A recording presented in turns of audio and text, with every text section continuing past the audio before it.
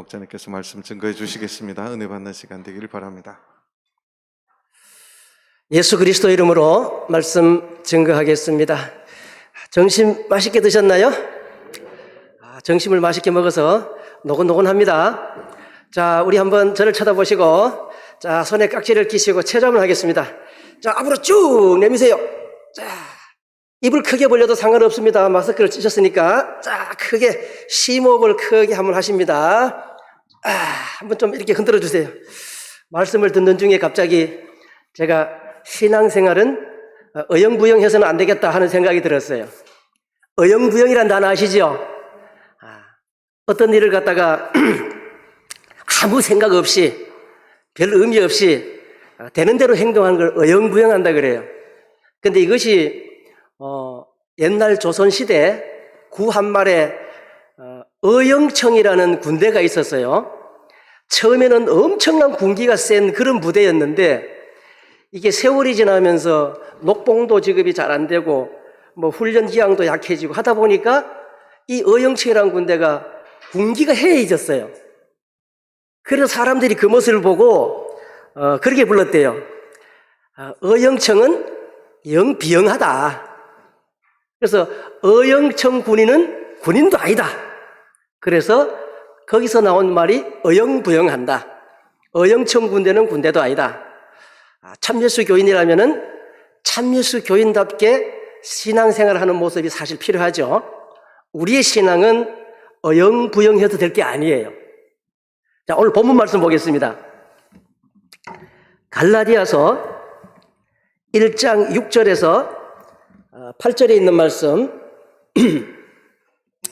제가 읽어드립니다. 갈라디아서 1장 6절에서 8절 말씀입니다. 그리스도의 은혜로 너희를 부르신 이를 이같이 속히 떠나 다른 복음 쫓는 것을 내가 이상히 여기노라. 다른 복음은 없나니 다만 어떤 사람들이 너희를 요란케 하여 그리스도의 복음을 변하려 함이라. 그러나 우리나 혹 하늘로부터 온 천사라도 우리가 너희에게 전한 복음 외에 다른 복음을 전하면 저주를 받을지어다. 우리가 예수 믿는 사람은 복 받는다는 얘기는 자주 들어도 저주 받는다는 소리는 듣기가 거부하죠. 자, 저주를 받는다는 얘기는 곧 뭘 의미합니까? 망하는 것을 의미하죠. 그것도 그냥 망하는 것이 아니라 쫄딱 망하는 거예요. 망한다는 것은 죽음을 얘기합니다. 이 갈라디아 지방에 있는 성도들에게 이 편지를 누가 썼을까요? 우리 1절에 보면은 바울이 모든 형제들로 더불어 갈라디아 지방에 있는 여러 교회들에게 안부를 전한다. 평강 있기를 원한다 하면서 편지를 시작해요. 갈라디아 지방은 어디냐? 지금은 터키 땅 알죠? 소아시아 반도라고 일컬어지는 우리 사도행전을 통해서 바울 사도가 1차, 2차, 3차 전도여행을 다 다녔던 곳. 에베소 교회가 그 중심이 되기도 합니다만은 어쨌든 그곳에 복음이 전파되고 불과 수삼 년이 지난 이후에 바울에게 들려온 소식이 우리가 그들에게 전했던 복음 외에 다른 복음이 전파되었다는 거예요. 무섭지 않습니까? 이게 갈라디아 지방에 보내는 편지 서두입니다. 시작이에요. 인사 말을 하고 바로 시작하는 말이 이 말이에요. 그리스도의 은혜로 너희를 부르신 이를 이같이 속히 떠났대요. 우리가 복음 얘기를 어제도 했습니다마는 바울이 로마에 있는 형제들에게 보낸 편지에 보면은 1장 1절에서 3절까지 보면은요, 이 복음의 사도로 자기가 택정함을 입었는데 이 복음이 무엇이냐? 바로 예수 그리스도가 복음의 실체라고 시작을 합니다. 우리 예수님은 세상에 계실 때에 내가 곧 길이요 진리요 생명이라 그랬어요. 그 의미는 내가 곧이라는 말이 3번 다 붙어 있어요. 내가 바로 그 길이라는 거예요. 다른 길은 있을 수 없고 유일한 그 길이 예수님이 걸어가신 그 길이라는 거예요. 그리고 예수님 자신이 유일한 진리라는 거예요. 그리고 예수님이 걸어가시고 예수님이 전하시는 그 진리의 말씀이 유일한 생명의 말씀이라는 거예요. 그래서 사도들은 사도행전 14장에 보면 그랬죠. 복음을 전파하다가 방해를 받을 때 그래요. 천하 인간에게 예수 이름 외에 구원받을 만한 다른 이름을 우리에게 주신 적이 없다 그랬어요. 예수님이 마태복음 28장 마지막 절에 보면은 세상을 떠나 하늘로 올라가시기 직전에 제자들에게 그렇게 말씀하십니다. 내가 너희들에게 분부한 모든 것을 가르쳐 지키게 하라. 예수님이 그동안 하나님 나라의 복음을 전파하고 제자들을 데리고 다니면서 교육을 시키고 훈련을 시키고 그들에게 천국 복음에 관한 모든 것을 가르쳐 주셨어요. 그래서 우리가 예수님이 부활 승천하신 이후에 오순절 사도들이 성령을 받고 복음을 전파할 때 예수님이 가르쳤다는 얘기가 없어요. 누가 가르쳐요? 그 구절 한번 찾아보겠습니다. 사도행전 2장입니다.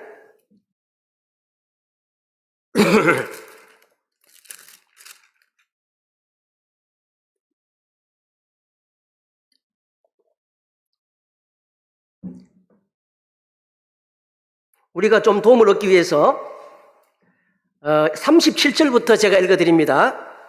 사도행전 2장 37절. 저희가 이 말을 듣고 마음에 찔려 베드로와 다른 사도들에게 물어가로되 형제들아 우리가 어찌할꼬 하거늘 베드로가 가로되 너희가 회개하여 각각 예수 그리스도의 이름으로 세례를 받고 제사함을 얻으라. 그리하면 성령을 선물로 받으리니 이 약속은 너희와 너희 자녀와 모든 먼데 사람 곧 주 우리 하나님이 얼마든지 부르시는 자들에게 하신 것이라 하고 또 여러 말로 확증하며 건하여 가로되 너희가 이 패역한 세대에서 구원을 받으라 하니 그 말을 받는 사람들은 세례를 받음에 이날에 제자의 수가 3,000이나 더하더라. 42절입니다. 저희가 사도의 가르침을 받아 서로 교제하며 떡을 떼며 기도하기를 전혀 힘쓰니라 그랬어요. 자, 사도행전은 예수님이 세상에 계시지 않습니다. 부활 승천하셨습니다. 떠나기 직전에 내가 너희에게 분부한 모든 것을 가르쳐 지키게 하라 그랬어요. 아버지와 아들과 성령 이름으로 세례를 베풀어라 그랬어요. 그리고 그들은 기다렸다가 오순절 성령을 받고 크게 성령으로 감동한 베드로가 예수님을 증거할 때에 둘러섰던 수많은 사람들이 베드로에게 그러면 우리가 어찌하면 좋겠느냐 하고 묻습니다. 그때 베드로의 입에서 나오는 복음의 일갈이 뭐냐? 회개해라. 그리고 예수 그리스도 이름으로 세례를 받고 너의 죄를 씻으라는 거예요. 죄를 씻는 유일한 방법이 뭐라고요? 예수 그리스도의 이름으로 세례받는 거예요. 그러면 하나님이 성령을 선물로 줄 것이라는 거예요. 그 말을 들은 사람들이 세례를 받았는데 몇 명이나 받았다고요? 3,000명이나 받았대요. 그것이 교회의 시작이었고 42절에 보면은 저희가 누굽니까? 세례받은 사람들이겠죠. 그들이 사도의 가르침을 받아 서로 교제하며 떡을 떼며 전혀 기도하기를 힘쓰니라 그랬어요. 지금부터는 예수님의 가르침이 아니라 누구의 가르침이에요? 사도들의 가르침. 그럼 사도들이 마음대로 가르쳤을까요? 누구에게 배웠어요? 직접 예수님께 배운 그 사도들의 가르침을 따라서 복음이 전파됐어요. 제 기억으로 한 4, 5년 됐는 것 같은데 한 4년 됐나요? 우리 강홍 목사님이 이 전주교에서 했었죠, 그때. 참예수 교회는 구원받는 유일한 교회이다. 사실 그런 그 말씀이 나오기 전에, 그 전에는요, 저도 나이가 좀 들었습니다만은, 제가 젊은 세대 때는 그런 얘기 꺼내는 것조차가 이상했어요. 당연히 우리 참예수 교회, 늦은 비 성령으로 세워지는 하나님의 참된 교회는 유일한 구원받는 교회임을 당연시하고 그렇게 믿었고 그렇게 신앙생활을 했어요.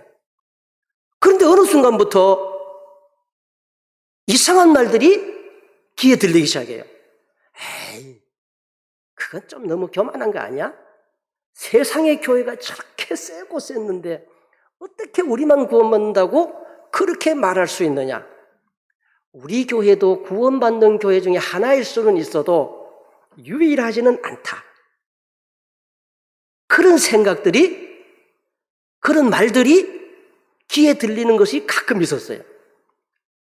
여러분들의 지금 신앙 상태가 제가 100% 확인할 수는 없지만은 오늘 거기에 대해서 조금 말씀을 드리려고 하는 거예요.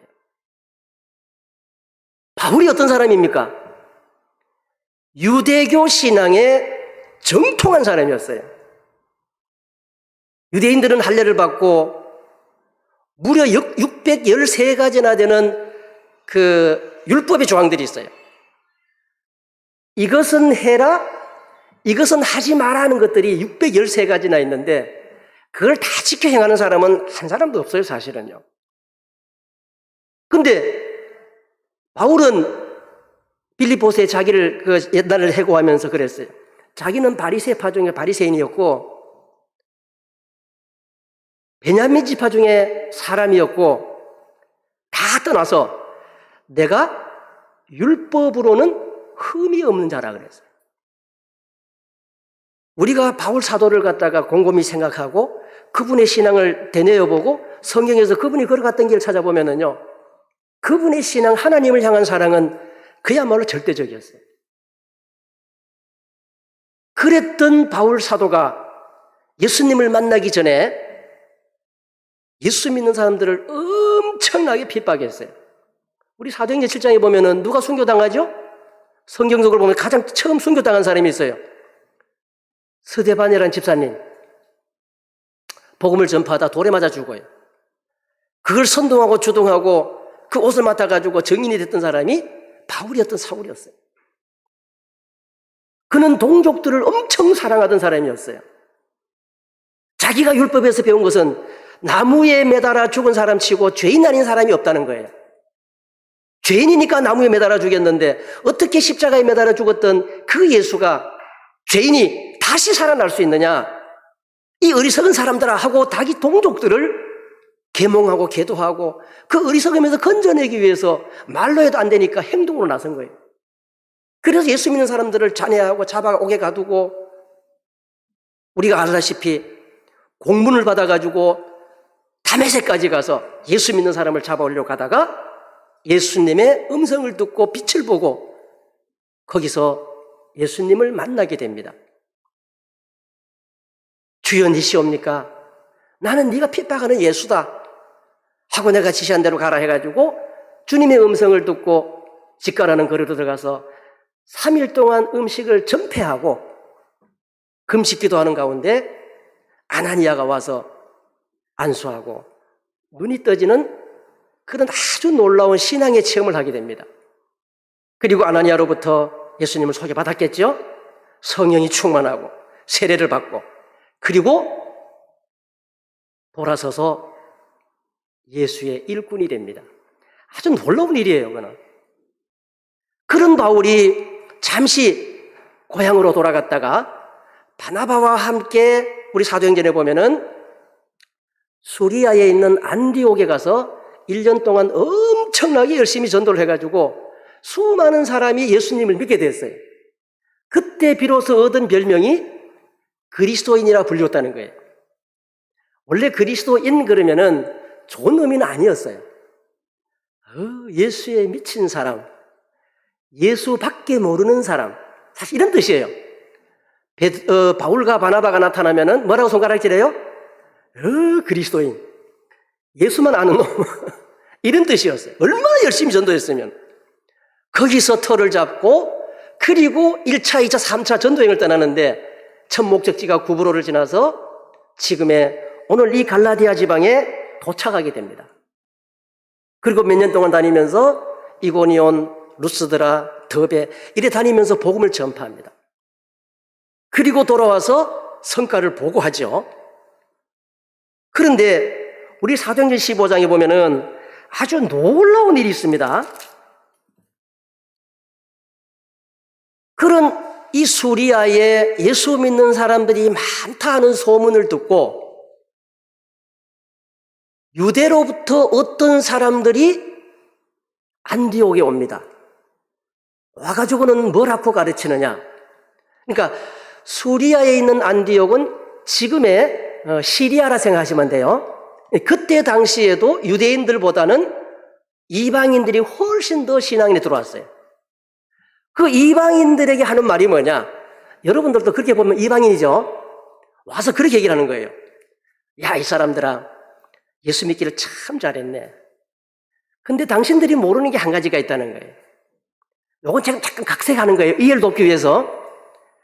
우리가 진짜 하나님을 믿고 예수를 믿으려면은 예수를 믿기 전에 먼저 할 일이 있다는 거예요. 우리가 믿는 하나님은 과거, 이때 당시로부터 한 1500년 전이겠죠. 1500년 전에 우리 모세를 통해서 하나님이 우리 조상들에게 뭘 줬어요? 율법을 줬다는 거예요. 그리고 우리 믿음의 조상 아브라함에게 할례의 언약을 맺었다는 거예요. 그래서 진짜 하나님의 백성이 되려고 그러면은 뭘 받아야 돼요? 예수도 믿어야 되지만은 할례를 받아야 된다는 거예요. 이 할례를 받으면 당연히 뭘 해야 돼요? 할례 받은 사람은 율법을 지켜야 할 의무가 있어요.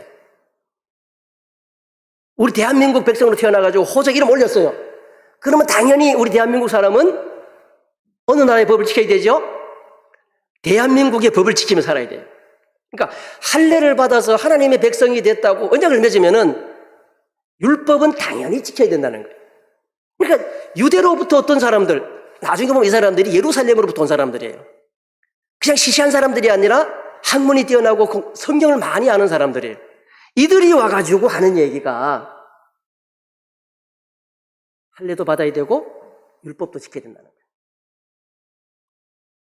아무것도 모르고 있던 이방인들이, 하나님을 모르던 사람들이 바울이 전하는, 바나바가 전하는 예수님만 믿고 은혜 받았다고 구원 얻었다고 좋아서 날뛰던 그들에게 청청병력 같은 소리가 떨어진 거예요.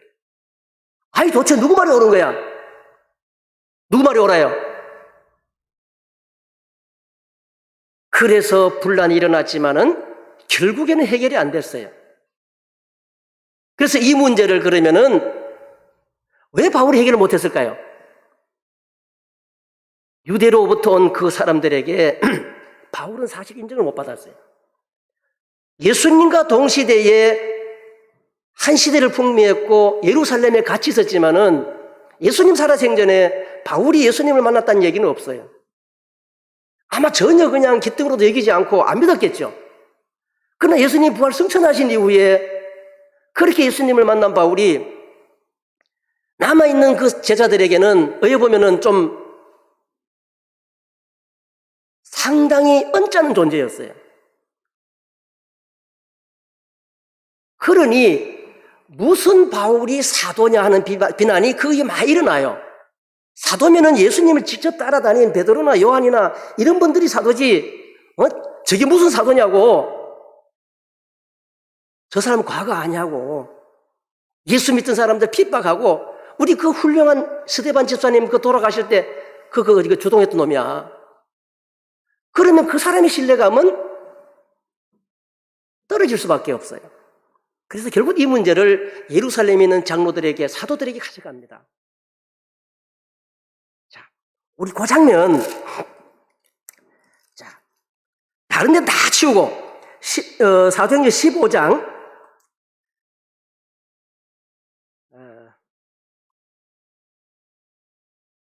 6절부터 읽어드립니다. 그래, 이해가 좀 쉬우니까.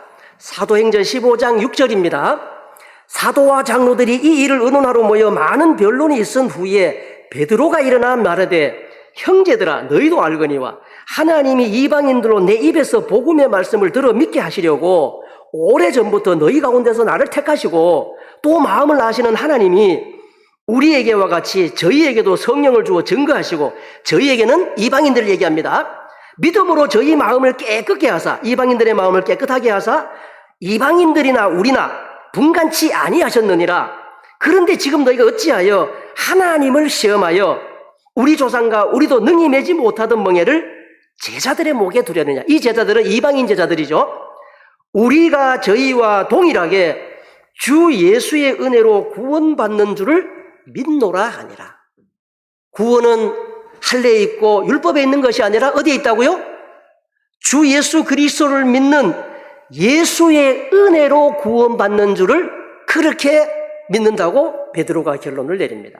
그리고 이어서 야고보가 또 일어나서 증언을 합니다. 다 읽어드리면 많지만은 19절을 봅니다. 이거는 야고보의 의견입니다. 이 야고보는 예수님의 사도 야고보가 아닙니다. 그러므로 내 의견에는 이방인 중에서 하나님께로 돌아오는 자들을 괴롭게 말고 다만 우상에 더러운 것과 음행과 목매어 죽인 것과 피를 멀리하라고 편지하는 것이 가하니. 자, 이방인 형제들에게 할례를 받아야 된다, 율법을 지켜야 된다, 그런 걸 얘기한 것이 아니라 이방인들은 이방인들 나름대로의 하나님을 모를 때의 생활 습관이 있어요. 그런 것 중에 정말 믿음에 방해되는 것, 우상에 더러운 것, 음행하는 것, 목매어 죽인 것, 피를 멀리하는 것만 가다. 그것만 하지 말자고 권하자.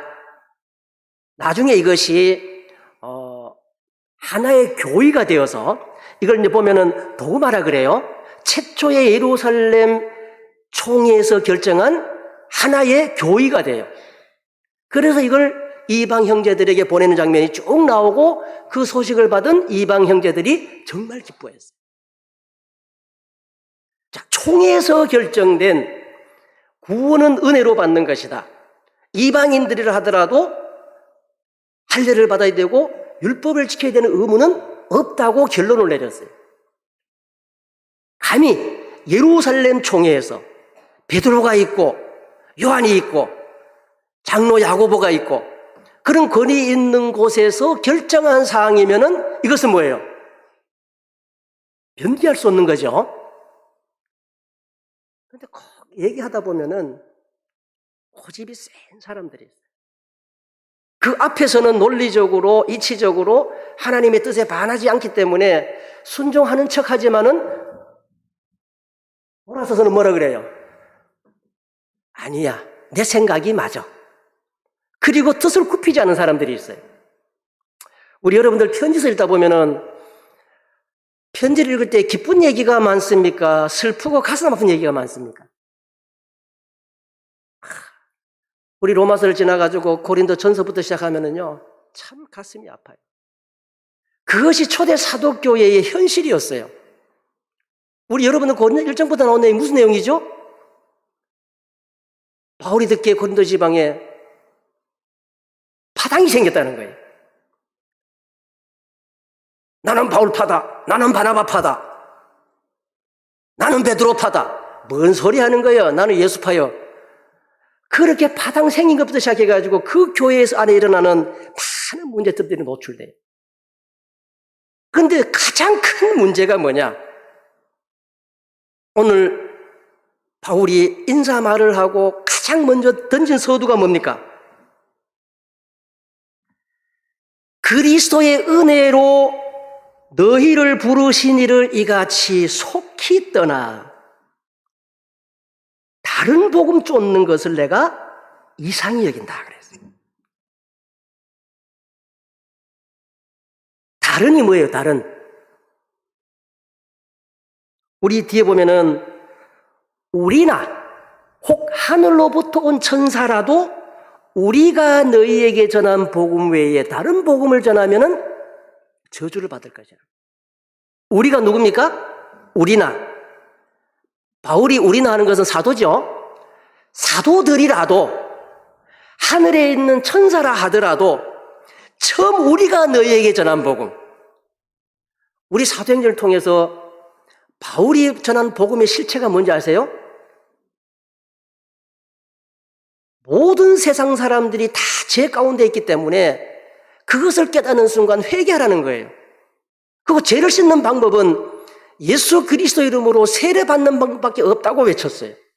이것은 베드로 사도가 오순절날 수많은 사람 앞에서 선언한 내용과 같은 내용이에요. 그리고 약속의 성령을 받아야 된다. 안식일이 되면 항상 회당에 들어가서 그 말씀을 외쳤어요. 한 번도 율법을 지켜야 된다, 할례를 받아야 된다, 이런 얘기를 한 적이 없어요. 그래서 우리가 아는 복음의 실체에 대해서 저나 여러분들은 확실하게 굳건하게 그것을 알고 붙잡아야 돼요. 거기에 대해서 확신이 없으면요, 우리가 미혹당하기가 십상이에요. 제가 어느 날 책을 하나 보다 보니까 캐나다 합회국에서 하도 이 가짜 지폐가 많이 나도니까 진짜 지폐와 가짜 지폐를 구분하는 교육을 시키는 프로그램이 있대요. 그런데 그 현장에 가면은 가짜 지폐에 대해서는 요만큼도 안 가르쳐 준대요. 진짜 지폐만 갖다 놓고 교육을 한다는 거예요. 여러분들 진짜 돈하고 가짜 돈하고 갖다 놓으면 여러분들 구분할 수 있어요, 없어요? 아주 엉터리 없는 지폐 같으면 구분이 가능하겠지만은 조금만 정교하게 만들어 놓으면 구분이 안 돼요. 정말 전문가가 아니면 구분하기 힘든 돈이 많아요. 전문가들도 그럴진데 진짜 돈을 밝혀내는 전문가를 양성하는데 가짜 돈은 하나도 안 보여준다는 거예요. 진짜 돈에 대해서 공부를 그렇게 세밀하게 깊게 한다는 거예요. 그리고 파송을 시킨대요. 그럼 그 사람들이 가짜 돈을 골라낼 수 있을까요? 못 골라낼까요? 여러분 생각 어때요? 100% 골라낸다는 거예요. 왜? 딱 보는 순간 뭐예요 이게? 내가 알고 있는 진짜 돈하고 뭐가 달라도 달라. 여러분들 세상에 지금 예수를 믿는다는 교파가 수만 교파가 있어요. 교회 숫자는 얼마나 많은지 몰라요. 그런 것들 우리 여러분들 알 일이 없어요. 여러분들이 알아야 할 것은 뭡니까? 예수 그리스도의 명으로 교훈을 받았던 사도들의 그 교훈, 그것만 정확하게 알고 계시면 안 돼요.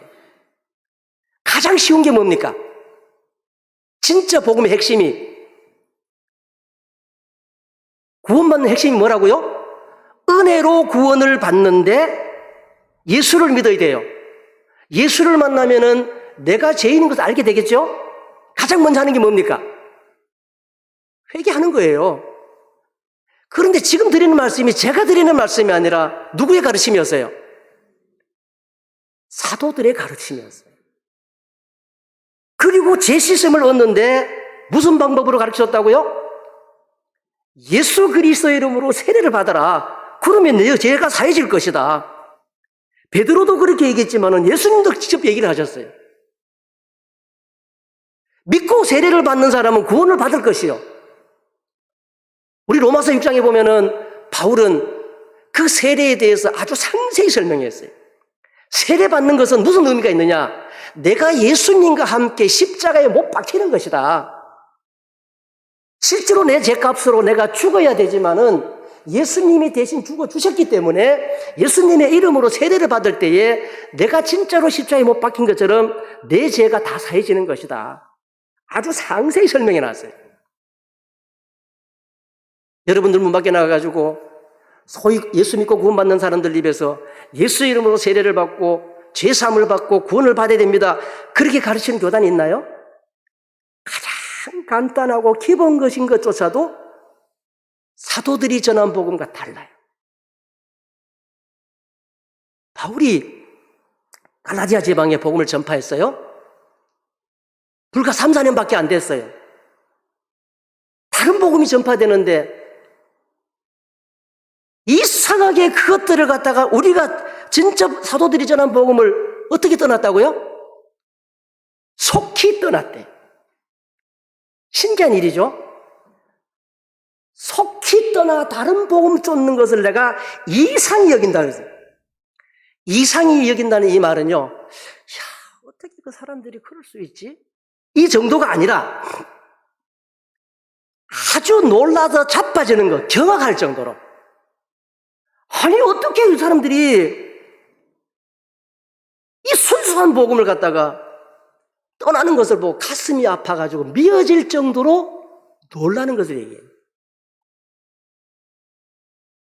목회자 생활 하다 보면은요, 가장 가슴 아픈 순간이 그거예요. 어느 순간 신앙을 잘 하던 분이 이상한 데로 빠지는 사람들이 있어요. 정말 미치고 환장합니다. 어떻게 그 사람이 그럴 수 있을까?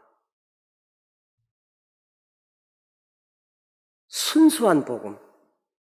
근데 바울은 그렇게 다른 복음을 쫓아가면은요, 사도들이라 하더라도 처음 사도들이 전한 복음 외에 그 사람은 그 사람인데 또 다른 복음 전하는 사람 있을까요? 없을까요? 예를 들어 우리 목회자 중에 목사님들이면 다 신앙이 투철하고 진짜 굳건한 반석에 콱 서 있고 그냥 누가 잡아당겨도 안 뽑힐 것 같지만은 의외로 종종 무너지는 목회자들이 있어요. 저주받을 일이에요. 망하는 일이에요. 죽음을 자초하는 일입니다.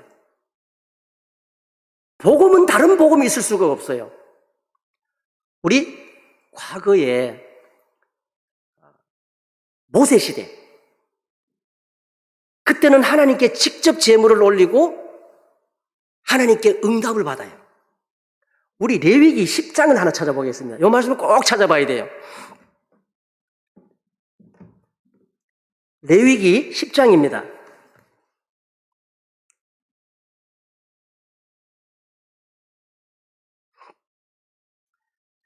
10장 찾으셨으면은 그 앞에 부분이 9장 22절부터 잠깐 봅니다. 레위기 9장 22절.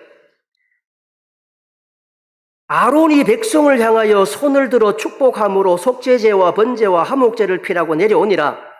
모세와 아론이 해막에 들어갔다가 나와서 백성에게 축복하며 하나님의 영광이 온 백성에게 나타나며 24절입니다.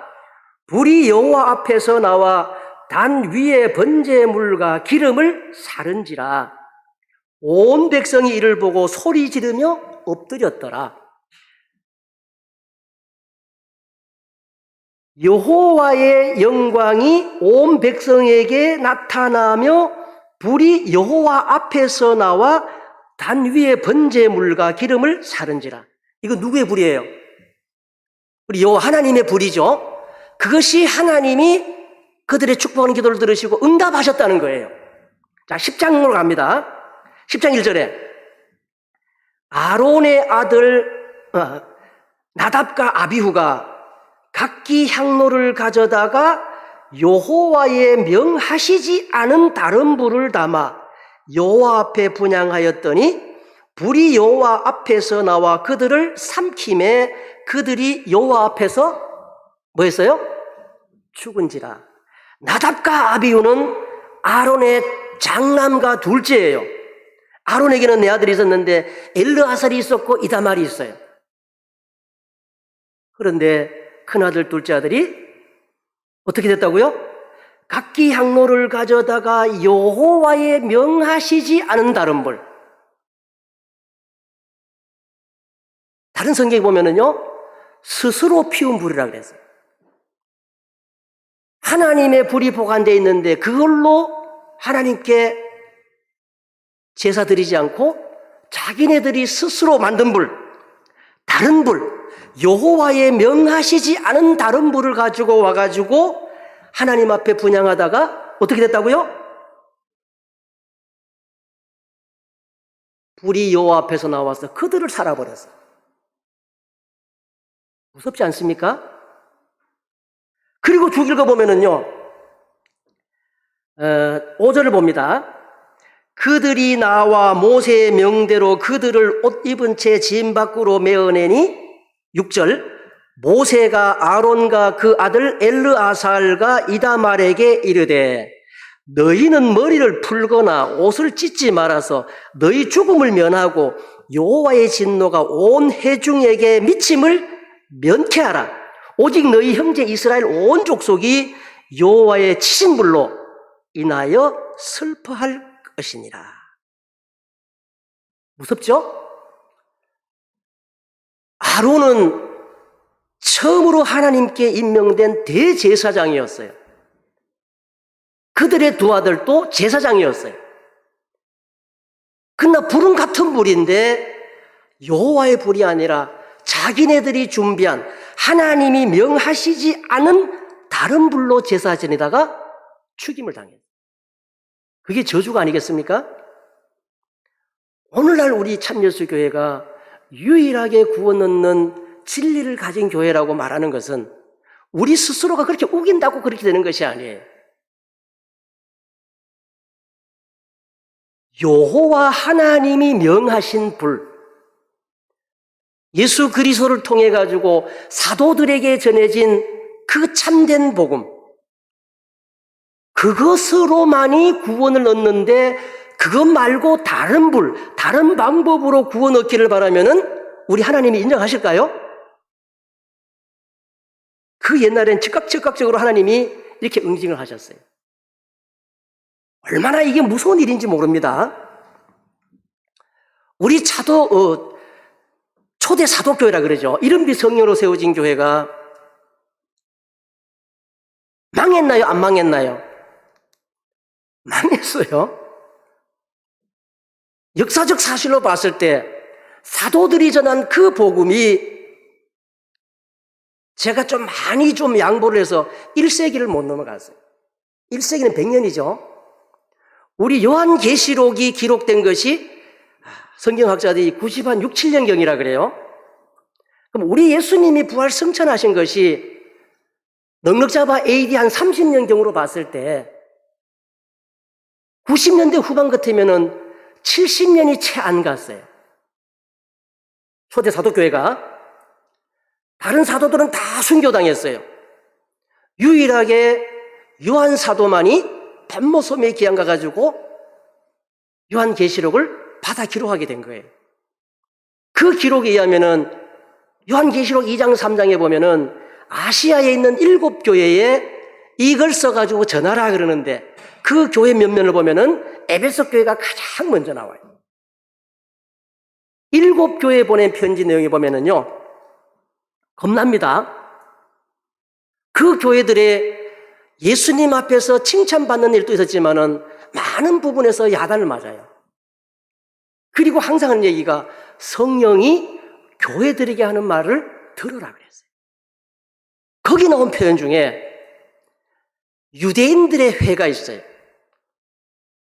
유대인으로서 예수를 믿는 사람들의 무리가 그 성경에는 사탄의 회라고 되어 있어요. 사도행전 15장에 베드로가 결론을 내렸고 야고보가 얘기를 했고 그래서 예루살렘 총회에서 결정된 그 할례 문제나 율법 문제에 대해서 거기서 봉함이 되고 그것은 수면 아래로 깔아앉고 다시는 일어나지 말아야 되는데 돌아서서 지식 있는 지혜 있는 유대인들이 끊임없이 반기를 듭니다. 우리 고린도 후서 11장에 보면 그러지요. 고린도 지방에도 다른 예수가 전파되고 다른 복음이 전파되고 다른 영을 받게 할 때 너희가 잘 용납하는구나. 바울이 통탄을 했어요. 그렇게 열심히 죽음의 고비를 넘기면서 복음을 전파했는데 그 복음이 수삼년, 수오년도 안 돼가지고 그렇게 변질되고 그것이 더 옳은 것이라고 떠들고 다니는 그들의 모습을 봤을 때 그리스도 예수로부터 부르심을 받아서 정말 그리스도의 종으로 자처하면서 그렇게 복음을 전파했는데 무너지는 진리를 보면서 얼마나 바울이 가슴이 아팠을까요? 오늘날 저나 여러분들이 받은 이 구원의 복음의 핵심이 사도들이 처음 전한 그 복음임을 믿으시기 바랍니다. 우리 목회자들은 나름대로 또 이렇게 신학 연수를 통해서 또 공부를 통해서 이 진리에 대해서 많이 깨달음이 있어요. 그러다 보니까 지금 세상에 많이 떠돌아다니는 이상한 교회들의 그들의 얘기를 한마디만 들어도 이거는 사도들이 전한 복음과 어디가 다르다는 걸 알아요. 혹시 여러분들 의심이 생기면은 그런 걸 접하게 돼가지고 의심이 생기면은 지체 없이 목자님께 연락하시기 바랍니다. 우리가 받은 복음의 실체는요, 이것은 사도들이 우리에게 전한 생명의 복음임을 꼭 기억하시기 바랍니다. 아멘? 좀 약해요. 동의하십니까? 아멘.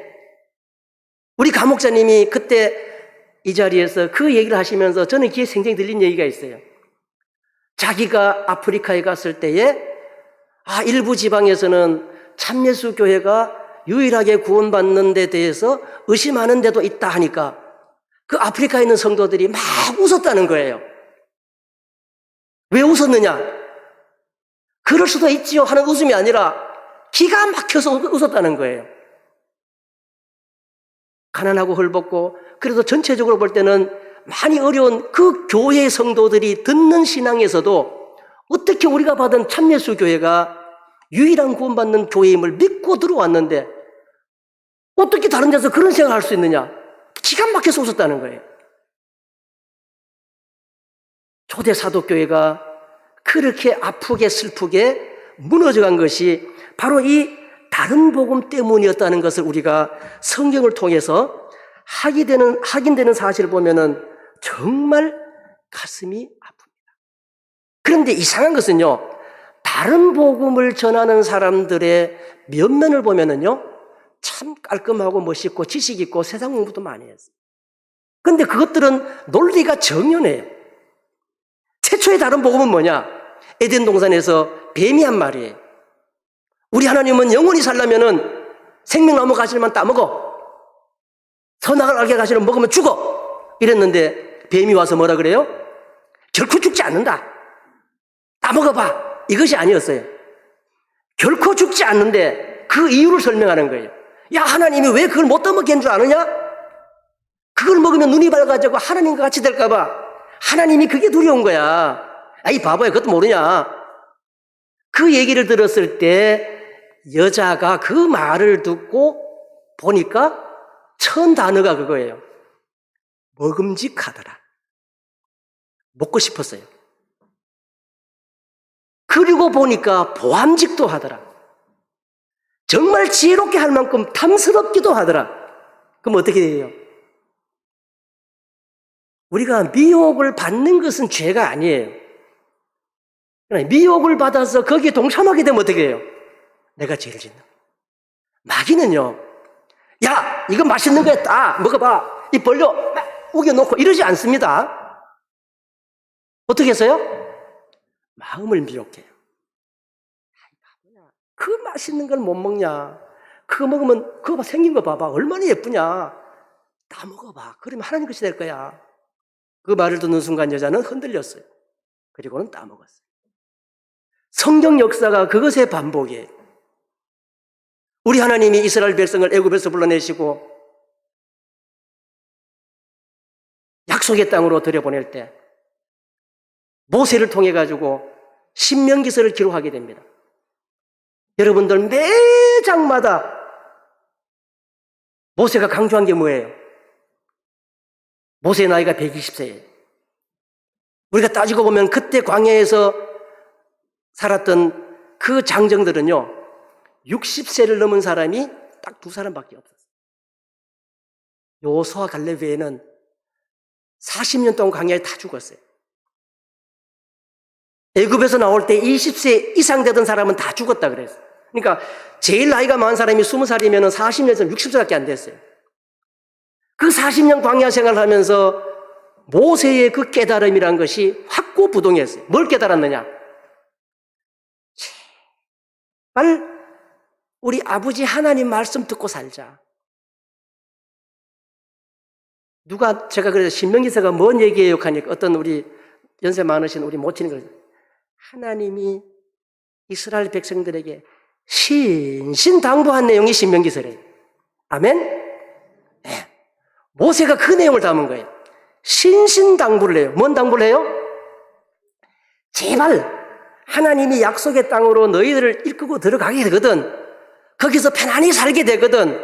하나님 잊어버리지 말고 하나님이 주신 규례와 명령과 법도와 그것만 잘 지키고 살아. 그러면 너희가 생명이 길 것이다.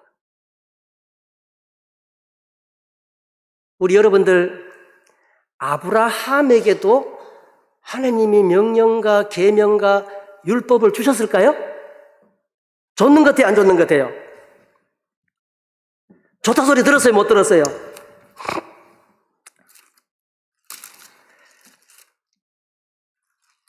기록만 안 돼 있지 하나님이 분명히 주셨어요.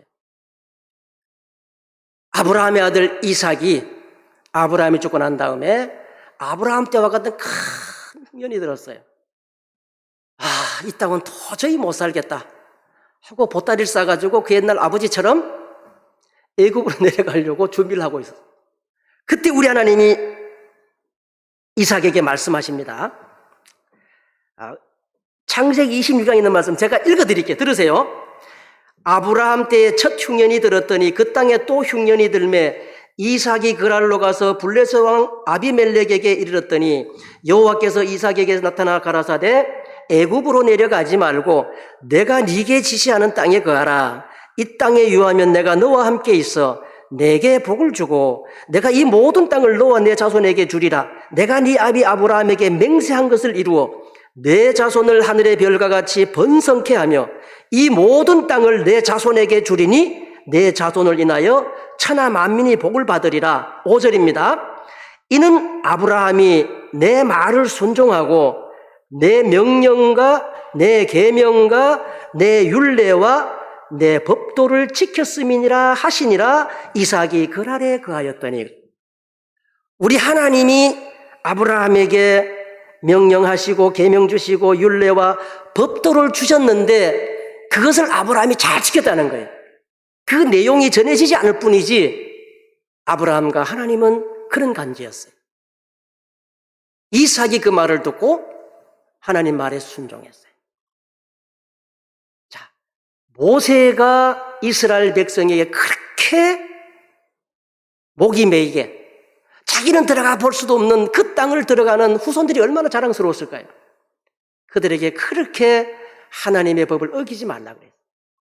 왜냐하면 어기는 순간 그것은 저주와 함께 죽음이 있기 때문에.